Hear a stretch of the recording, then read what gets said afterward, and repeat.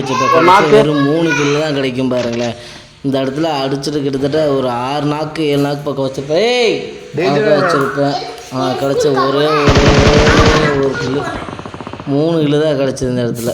இந்த வீடியோ பிடிச்சிருந்தா லைக் பண்ணுங்கள், ஷேர் பண்ணுங்கள், உங்கள் ஃப்ரெண்டுக்கலாம் சப்போர்ட் பண்ணுங்கள் கைஸ். 1